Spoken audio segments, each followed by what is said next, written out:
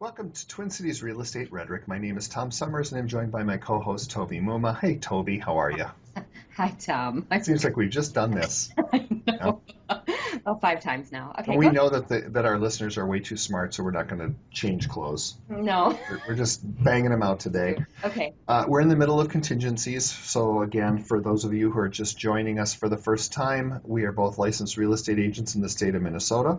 Our broker is Edina Realty. Toby and I have known each other for a number of years, and we thought, hey, let's get together, start this little podcast, webcast, whatever, and provide information for buyers and sellers. So welcome. We're glad you found us and that you're here.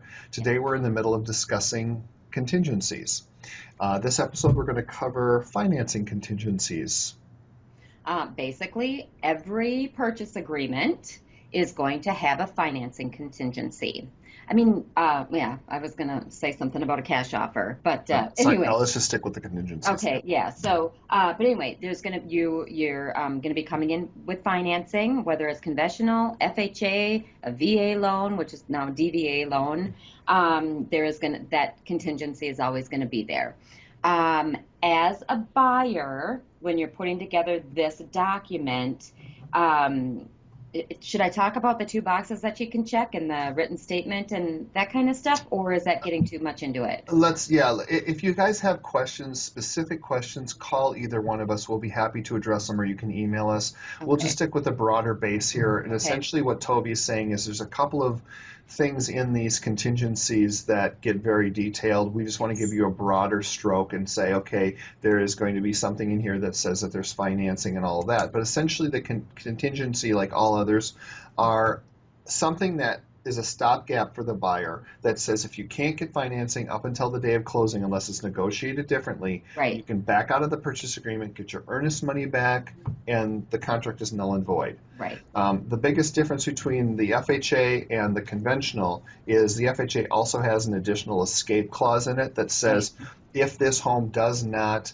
appraise for the purchase price that you've negotiated, contract's null and void, or you can, or you can renegotiate or whatever you need to do. But yeah, so basically every buyer has a financing contingency. So if something happens between the signing of the purchase agreement and the closing date, whether they lose their job or medical, I don't know, whatever, they can remove themselves from the purchase agreement and receive their earnest money back. Yep, it gives you a way out. So the two most common of all the ones we're talking about are the financing contingency and the inspection, which we've already covered. Right. So it's just from a buyer standpoint, everyone is always so worried about losing their earnest money. I don't know about you, Toby, but I've been doing this 11 years. I've never lost anyone's earnest money. I have never lost anybody's earnest money. As long as you follow the contingencies and you stay within the confines of your contract, you're going to be fine. Yep, exactly. Yes. So hopefully this helps you. Again, like I said, if you want more detail, we have more detailed information, or you can call us. Thanks for tuning in. We hope you guys have a wonderful day. And until next time, have a great rest of the week. See ya. Bye. Over and out.